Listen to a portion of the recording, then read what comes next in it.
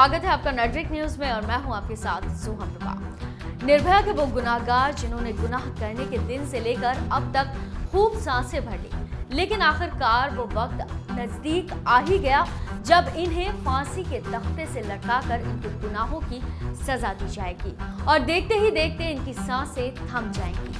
वो आखिरी वक्त अब बेहद करीब है, पर इन गुनाहगारों की जीने की इच्छा अब तक बरकरार ही है। अब भी निर्भया के दोषी एक भी ऐसा दांव छोड़ना नहीं चाहते जिससे उन्हें बच पाने में थोड़ी भी उम्मीद हो। यहाँ तक कि दोषियों के वकील को भी लगता है कि अंतिम वक्त पर कोई ऐसा चमत्कार हो जाएगा जिससे वो बच जाएंगे। अब दोषियों के वकील ने अपनी दलील में कहा कि तिहाड़ जेल के कुछ जगहों पर कोरोना के कहर की चपेट में वहां के कैदी भी आए हैं, ऐसे में इसे भी ध्यान में रखा जाए। अब तक के घटनाक्रम पर गौर करें तो सुप्रीम कोर्ट ने दोषियों को झटका दिया। पवन के नाबालिग होने की क्यूरेटिव याचिका को कोर्ट ने खारिज कर दिया, पर फिर भी दोषियों के वकील एपी सिंह को ऐसा लगता है कि उनका कोई ना कोई दांव अभी भी बाकी है जो पवन को बचा सकता है। ऐसे में वो अब इस मामले को कोरोना से जोड़ने पर उतारू है। एपी सिंह का कहना है कि कोरोना की वजह से सभी कोर्ट अभी बंद हैं और हमारी कई याचिकाएं अलग अलग कोर्ट्स में लंबित है। वही गौर करने वाली बात ये भी है कि अगर सब कुछ सही रूप से चला तो 20 मार्च का दिन दोषियों का काल बनकर आएगा।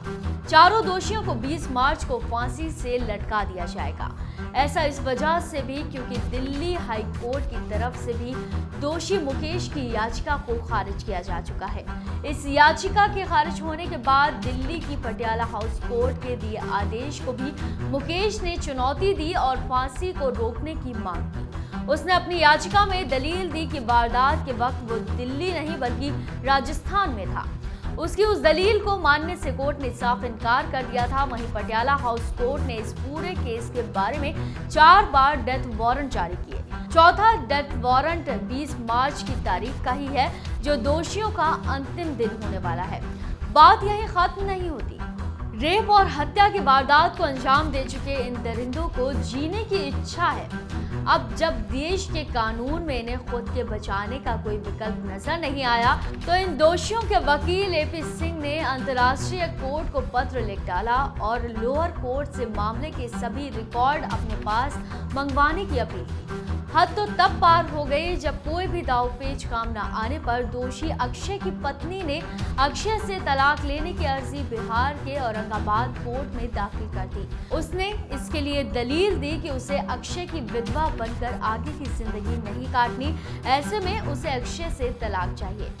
दोषी अक्षय बिहार के औरंगाबाद जिले के लहंगकरमा गांव का रहने वाला है। जहां तक चारों दोषियों की उनके परिवार से आखिरी मुलाकात की बात करें तो अक्षय को छोड़ 3 दोषी विनय, पवन और मुकेश की ये मुलाकात पहले ही करा दी गई है। वहीं अक्षय ने इस बारे में अब तक कुछ नहीं कहा है। दूसरी तरफ फांसी पर दोषियों को लटकाने के लिए मेरठ से पहले ही पवन जल्लाद दिल्ली आ चुके हैं और फिलहाल तिहाड़ जेल में है। पवन जल्लाद ने बुधवार को ही पुतलों को फांसी देकर अभ्यास भी कर लिया था। इन सभी को शुक्रवार को सुबह 5:30 पर फांसी दे दी जाएगी और इसी के साथ जुर्म का एक लंबा अध्याय और उससे अंजाम देने वालों की कहानी हमेशा के लिए खत्म हो जाएगी। तो फिलहाल के लिए इतना ही। ऐसी और जानकारी के लिए आप मेरे चैनल को सब्सक्राइब और बेल आइकन प्रेस करना ना भूलें ताकि हर अपडेट आप तक पहुंच पाए। आप देख रहे हैं नेटरिक न्यूज, साहस सच कहने का।